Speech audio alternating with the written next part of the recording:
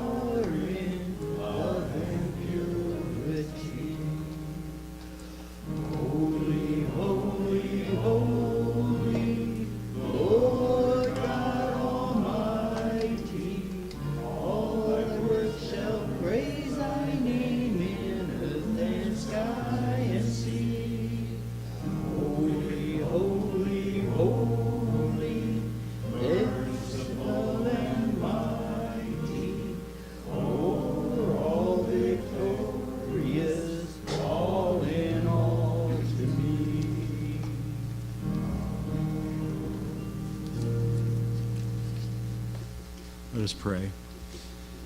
Our gracious Heavenly Father, we thank you for the opportunity to be here this morning. We pray for those who have not come this morning. We pray for their needs, and we pray that they might be urged to be with us. We ask for your mercy this morning, Father, for we are not worthy of it, but we ask for it in the name of your Son, and we pray that you would allow the Holy Spirit to be with us, that it might open our minds and hearts to your word. And we pray for Brother Bruce this morning, that the words we hear this morning might not be his, but they might be yours.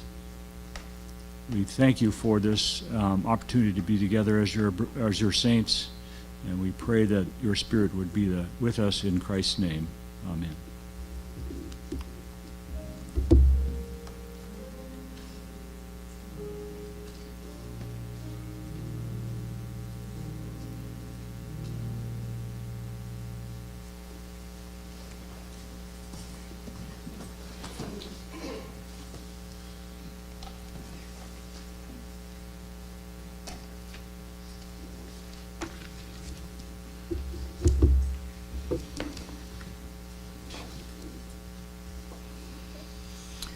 You know, my brother mentioned that I said we could all go home, but he said I'm the third and final, well, I wouldn't say the final word, but perhaps the final presentation on the word. But it's interesting because last week I mentioned to Brian that one of the things out of lectures on faith he was going to present was already in my notes for today. And it just so happens we've already heard my scripture reading this morning. Romans chapter 12, verses 1 through 3. I beseech you, therefore, brethren, by the mercies of God, that you present your bodies a living sacrifice, holy, acceptable unto God, which is your reasonable service. And be not conformed to this world, but be ye transformed by the renewing of your mind, that ye may prove what the good and acceptable and perfect will of God is. For I say, through the grace given unto me, to every man that is among you, not to think of himself more highly than he ought to think, but to think soberly, according as God hath dealt to every man the measure of faith.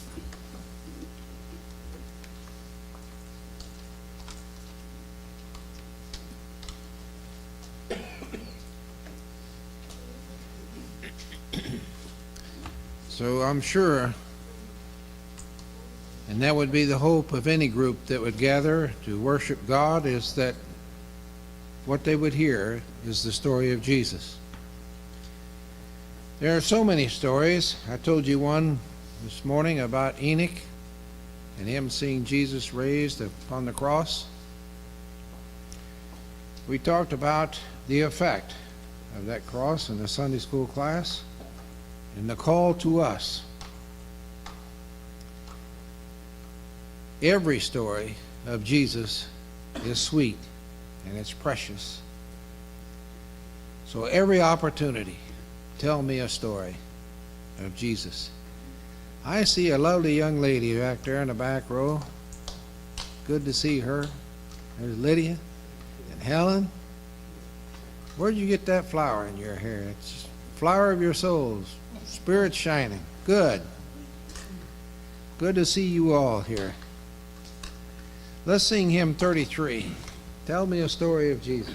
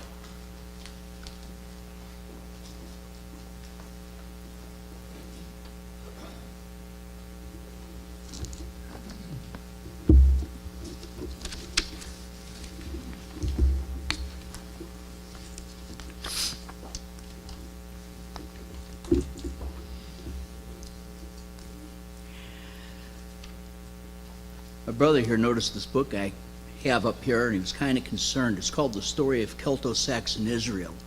But the only reason I have it right now, well, I borrowed it from Brother Riley there, but there's a quotation in the beginning of it, in the introduction, that I thought was kind of fitting to open up with, if I can find it here again. All these Roman numerals throw me, so I have to figure them out to figure out where I'm at. But, page 15. And it says, when the events of this generation are considered in the light of Bible prophecy, it is evident that human affairs are approaching a tremendous crisis.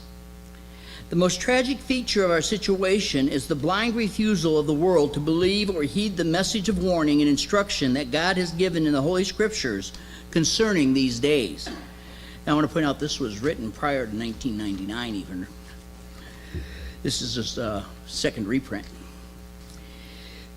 The urgency of this message is clear when we recognize the relationship between present world conditions and the divine plan that God is working out in human history. His plan is revealed in the Bible. It is the implementation of God's will as the law governing all human conduct and relations. When God's will is done on earth, He will bring into final perfection the righteous order, social order and government called in the Scriptures the kingdom of God.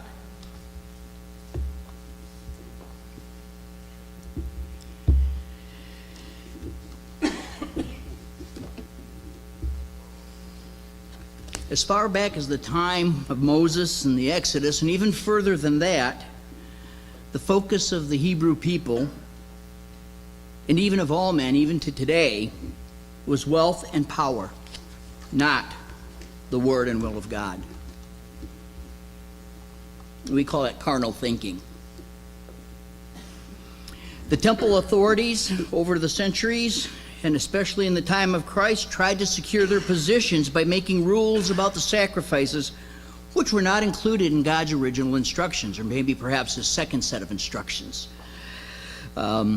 We weren't ready for that first set Moses brought down, which was the fullness of the gospel, the celestial law, so God sent down 10 commandments and provided some additional stuff on sacrifices, so that's all we could handle. But some of these rules they came up with was that only temple coins could be given in offering. What would God say? He said to give of your substance, whatever that might be. Only certified animals could be offered as sacrifice. But God said, give the first of the flock without blemish. So these things were all set up so that the leaders could get wealthy off the labor of others. The temple had great wealth, but a poor widow only had 2 mites to give. The temple personnel had nice, elaborate clothing, while many didn't even have a coat. The original purpose of those offerings and sacrifices were to remind mankind to recall his relationship with God and to provide for those who had need. Do you know what? Even today, we still fall prey, not to the caring of others, but to building up our own lives.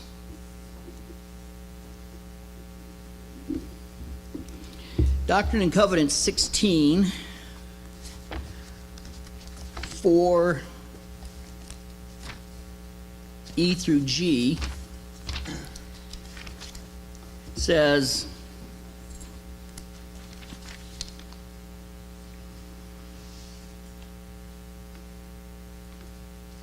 take upon you the name of Christ, and speak the truth in soberness, and as many as repent and are baptized, my son used to say baptized, in my name, which is Jesus Christ, and endure to the end, the same shall be saved. For behold, Jesus Christ is the name which is given of the Father, and there is none other name given whereby man can be saved. Wherefore all men must take upon them the name which is given of the Father, for in that name shall they be called at the last day.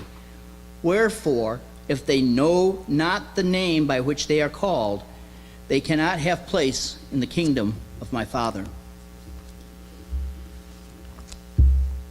That tells us that when you take upon you the name of Christ and speak the truth in soberness and repent and are baptized in Jesus' name and endured to the end, you shall be saved.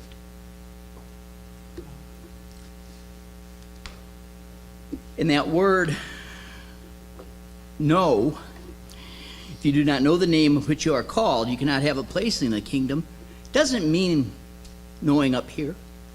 It really doesn't. In fact, the definition of the word is used here means to have a developed relationship with someone, in this case Christ, through meeting and spending time with them, to be familiar or friendly with, to have personal experience of. And as we've heard many times, Doctrine and Covenants 145 tells us that Zion is only as close as we are spiritually ready. We may say that,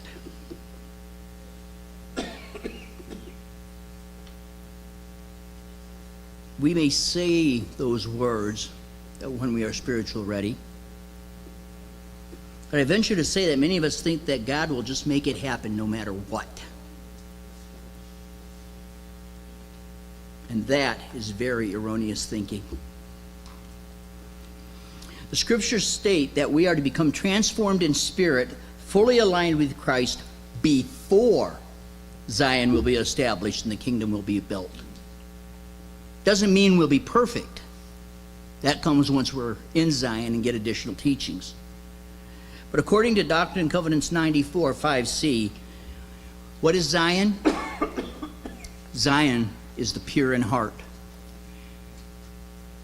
That's where it all centers, is that spirit, Christ, in the union of our hearts, our motivations, the love within.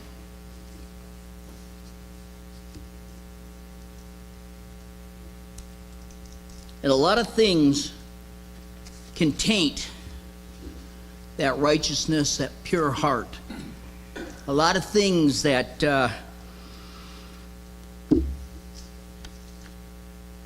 in this world would distract us. False doctrines. And that's one of the things that folks that what they call legalists or pursue legalism, you know, check off A, check off B, you know, I'm here Sunday, check off Sunday service on this week, and so on. That's false doctrine. We also have habits of understanding, or things that we were taught of how things are supposed to be or have to be done. Yeah, I remember a congregation I was in, they had a big battle because someone decided to put the offering after the sermon instead of before it. And we actually had 2 families leave that congregation over that. Because, well, that's the way we done it where I grew up. That's the way my mom and dad taught me. You know, where's the gospel according to mom and dad? I pray that most of you had a better blessing than I had. My parents were really good about, you know, keeping us in line and everything else, and I was raised an Episcopalian. But, you know, there was a lot of things that they thought that I realized as I started studying the scriptures and stuff probably weren't quite there. They were good people, but I don't think they had that full connection. Another thing that taints our righteousness is sin. Aren't you glad you're in a room full of people that are not sinners? You're right. I think there isn't a person in here that can say, I'm not a sinner. Every single one of us are sinners here. I firmly believe that if someone here was not a sinner, they would be somewhere else right now. Or maybe they are here to try to straighten me out. I don't know. But sin is basically disobedience toward God. My question, are you secure enough in your knowledge of God's word that you know what he covenants and promises and commands? Do you? Or do you know it based on what somebody told you? Between the two can be a vast chasm. My interpretation of a particular passage has been shown to be not quite on the mark a number of times, even recently. And I bless my brothers and sisters that point those things out to me, because it challenges me to go back and reread it and go further into the context and everything else. You know, so, Brother Bruce, don't feel bad about challenging me on things. I will accept it with the humility it deserves.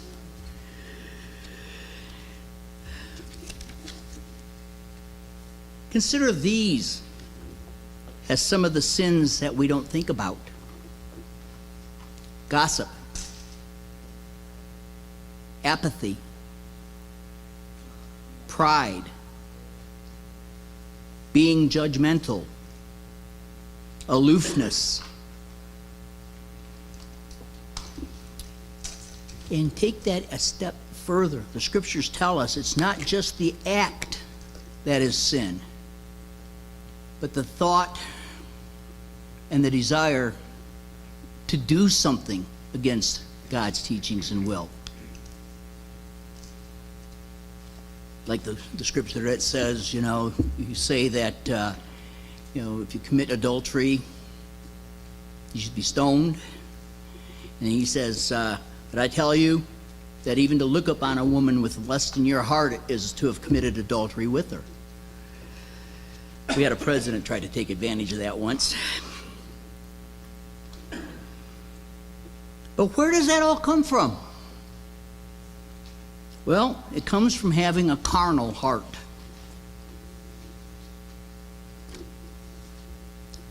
Is the Lord the first love in your heart? What are your first thoughts when you get up in the morning?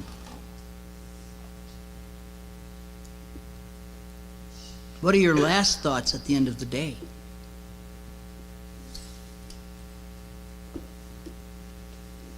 I pray there's something along the lines of, Lord, help me represent you and do your will and work throughout the day. And then at the end, something along the lines of, thank you for giving me this day, Lord, and help me see that which I could have done better, or that opportunity that I missed. Do you have to decide if you're going to miss a church or worship activity or go do something else?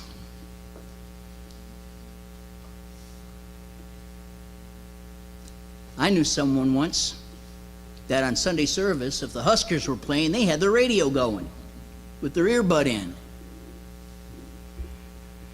I think they called them earphones back then, but are there other things on our mind right now? Are we thinking of something other than God whose presence is with us? God who came here waiting for you.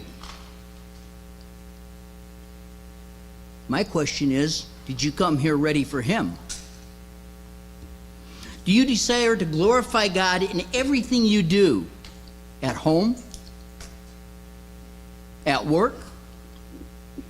In school? Another sin is doubt. Did you know that if you wonder if you're good enough, you're committing an act of blasphemy? It's not a matter of being good enough, because we all fall short. It's a matter of being acceptable unto the Lord through our love of him, our worship of him. He's already promised us everything. He has that grace provided to us so that we have a way back to him even when we mess up. But it has to do with a sincere intent of love in our heart for God. Do you know that doubt that I'm good enough for the kingdom? Any level of the glories. denies the sacrifice of God's only begotten? Because if you doubt you're good enough, then you're saying what Christ did on that cross didn't cover you.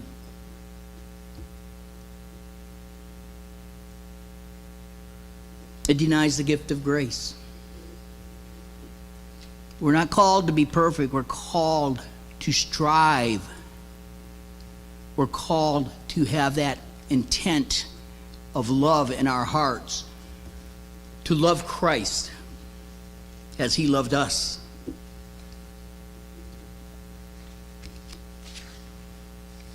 Or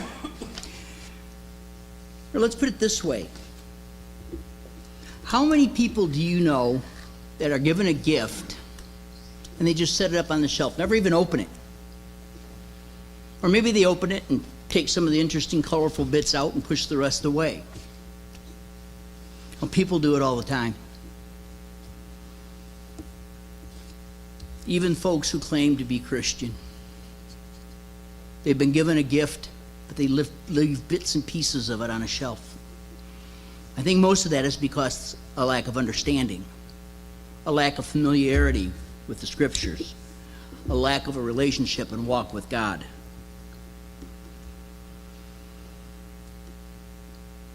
We've been given the greatest of all gifts, and yet we don't quite accept it, at least not fully.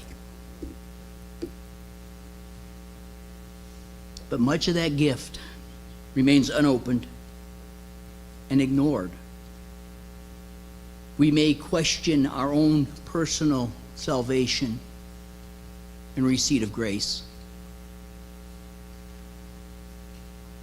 We may even actively or inactively refuse a personal relationship with the Savior. There's a lot of things that I know in my life I do without even thinking about it, out of habit or whatever, that actually throw up blinds and berms and defensive walls and border walls and everything else between me and God.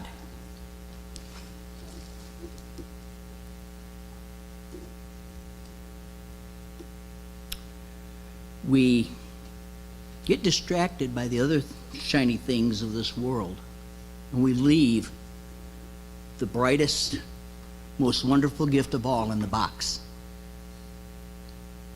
And we may slip into our closet and look in it every now and again to see if it's still there.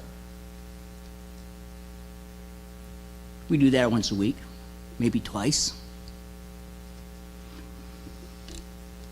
But I was asked this morning about why do we come to church? Is that where we get,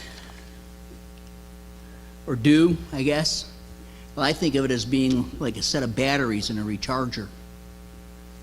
We're to be the light of the world, but we need to come in every now and again and plug our batteries into that recharger in order to get out there and shine that light. And we've all seen what can happen when the batteries aren't charged. What'd he say?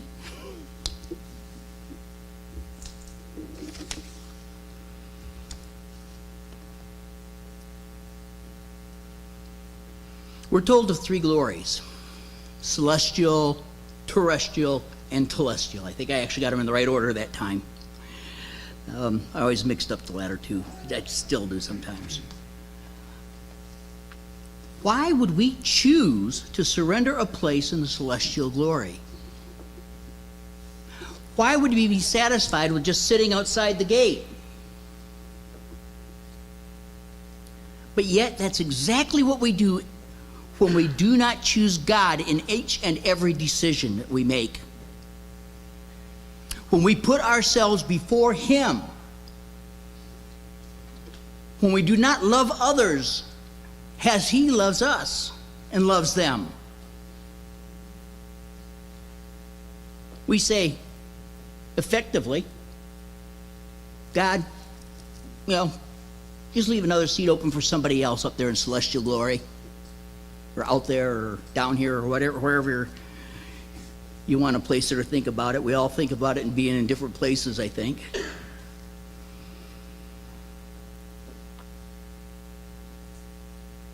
This is a case of our carnal nature following a carnal law versus a celestial law.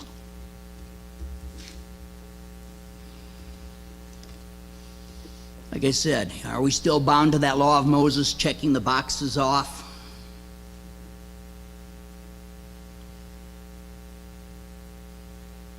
Keep the Sabbath holy. Well, I'm going to be doing something this coming Sunday, so I'll make Tuesday my holy day this week. Granted, man was not made for the Sabbath, but the Sabbath for man. But it's in the recognition who gave the Sabbath and the purpose of that Sabbath. And that purpose of that Sabbath is to come together and worship God, to be in His presence.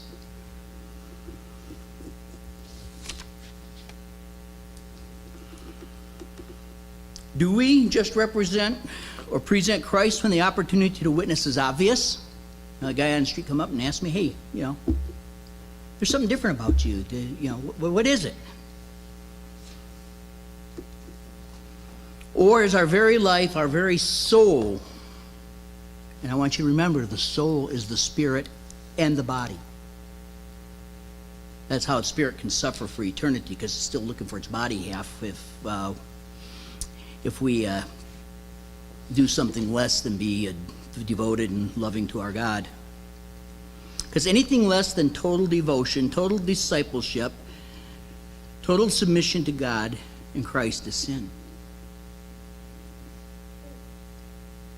Anything that is not a full love and desire to be with Him shuts another door, closes another window.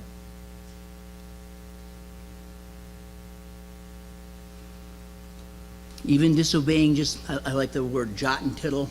The scripture says not one jot or tittle of the law will pass away. But disobeying even the littlest, tiniest portion of that celestial law, that gospel, the will of God, keeps us from that celestial glory, giving us a seat in the terrestrial at best. Excuse me. Yeah, terrestrial, that's the bottom one. Or the middle one.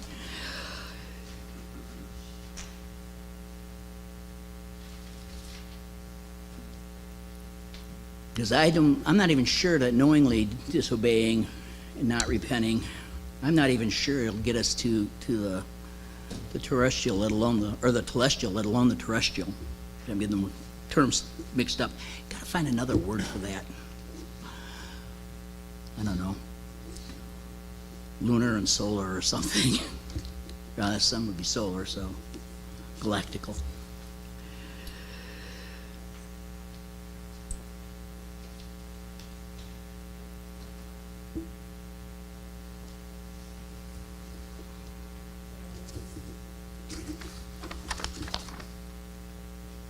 Are we just playing at church?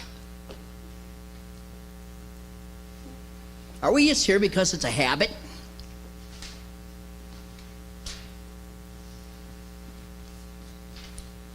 Or are you here because you have an inner desire, a flame, a drive to come together in praise and fellowship and worship of our eldest brother, Jesus Christ, and His Father? Do we come here expectant of the Holy Spirit manifesting, reaching out and touching us? Are you bound by old habits? Or are you truly a new creature, a transformed spirit?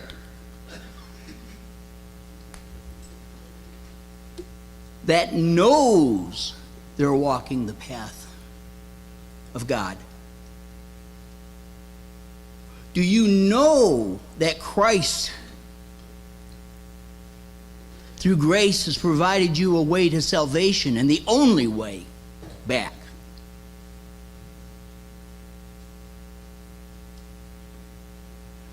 Does that knowledge shore up the altar of your heart, giving it the strength to establish His judgment seat within you? Do you ask Him to show you what it takes, what you need to do? Not what David or Mosiah or Joseph Smith did. Good examples. But what do you need to do?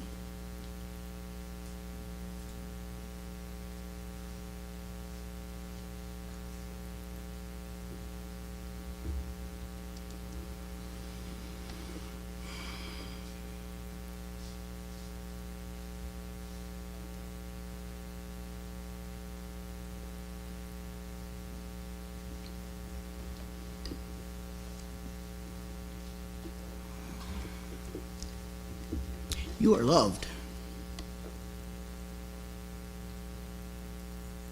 Even in our sinfulness, we are loved. And it's God's greatest desire that each and every person in the world come back unto Him.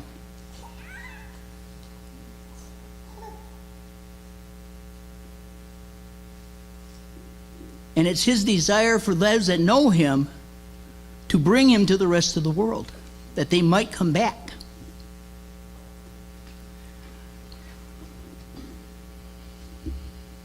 He loves you, but do you love Him? Do you truly love God?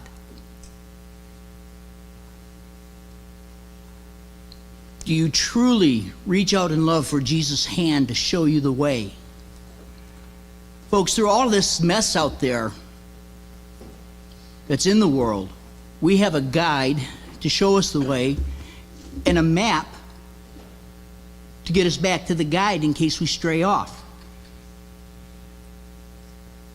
Do you love Him so much that you get in here and not just read it, but strive to grasp it, to strive to get to know the individual that put this down in writing? And I don't mean Mark and John and Paul and Samuel and Mormon and all them. I don't mean them. I mean our Heavenly Father. Are you willing to set aside the things that you do out of habit?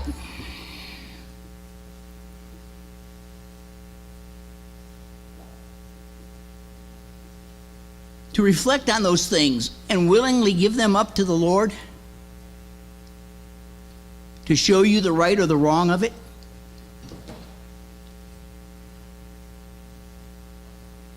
When you're in prayer, do you ask Him to show you what His desire is for you?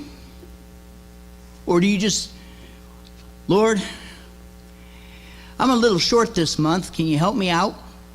Can you send somebody along or give me the insight to see how to fix this problem?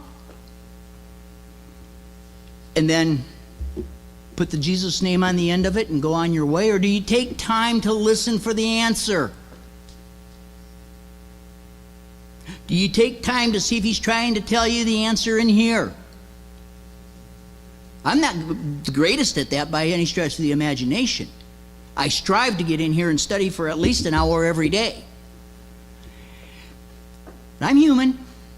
I fall short of that mark. And that's just one of many that I fall short of. But I am so thankful that we have a loving Father in heaven who sent His Son for us, for you and you, giving you the opportunity to be repentant in your life, to put aside the sin that you have in your life and had in your life and will have in your life, to be thoroughly disgusted by it, knowing that it displeases your Heavenly Father who loves you.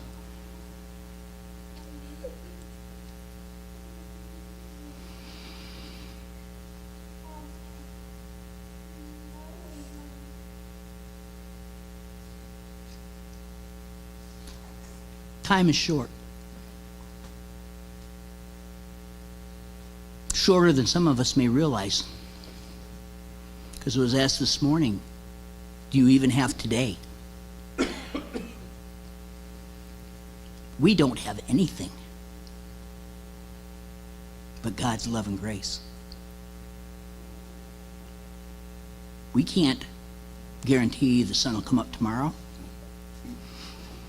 We can't guarantee that we have that brother or sister that we know, that your blood relative or friend or whatever that needs to hear that gospel message. Well, I'll call them tomorrow, or I'll go visit them tomorrow. We don't have that luxury because we don't know how many tomorrows we have. Now, in this moment, is the time to choose Jesus Christ.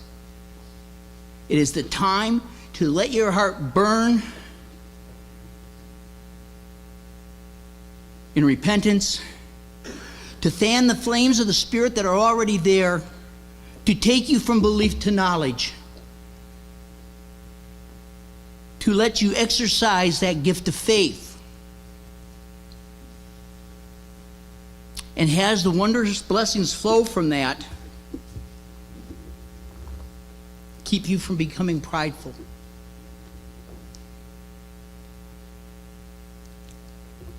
We are to be a peculiar people. We are to be an ensign to the world. To do that, we have to take all the pieces out of the box. Sometimes with the help of others. But when our heart burns within us for the Lord, we know that we're on the right path.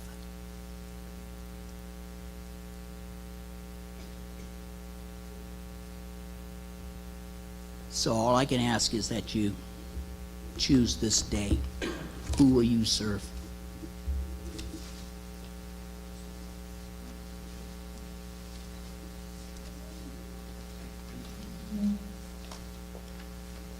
Our good brother did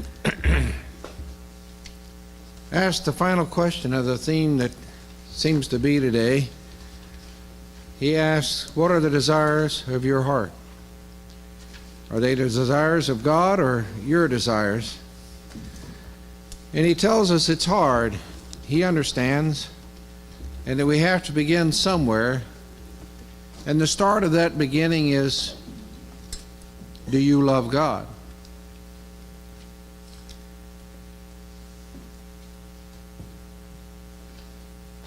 Only you can answer that question. But I'd like for you to think about another one while you're answering those first two. We used to sing a song when I was little. I used to really enjoy that song. It's one of the few I could sing and nobody'd run me off. But you remember singing, Jesus loves me, this I know, for the Bible told me so? Sometimes we forget that, don't we? You do know Jesus loves you, right?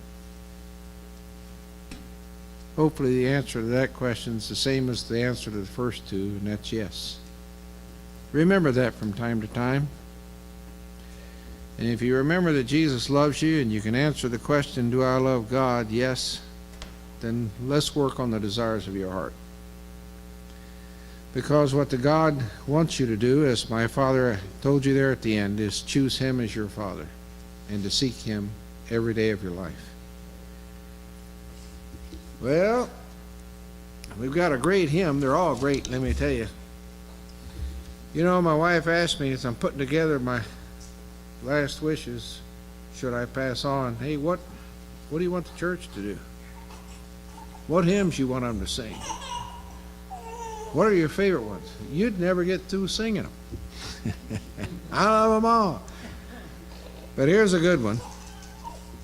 274.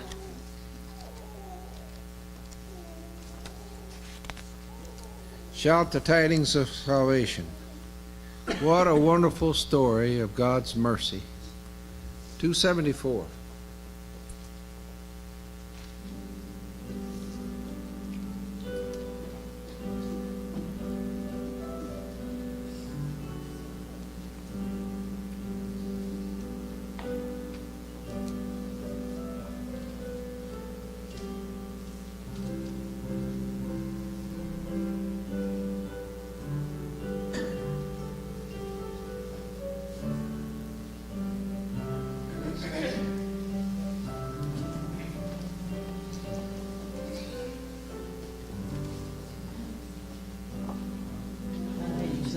salvation to the aged and the young, till the precious invitation wakens every heart and tongue.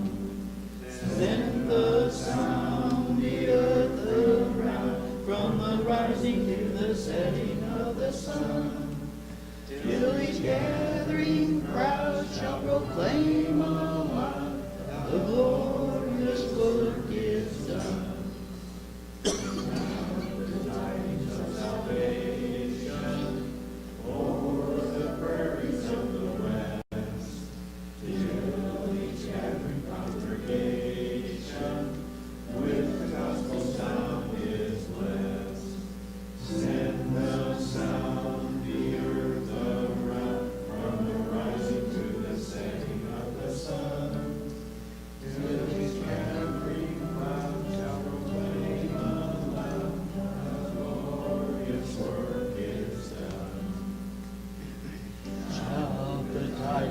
Salvation, mingling with the ocean's roar, till the ships of every nation bear the news from shore to shore.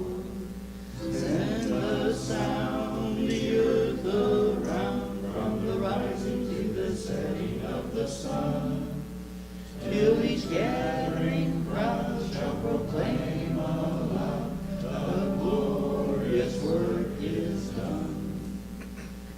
Shout the tidings of salvation o'er the islands of the sea, till in humble adoration all to Christ shall bow the knee.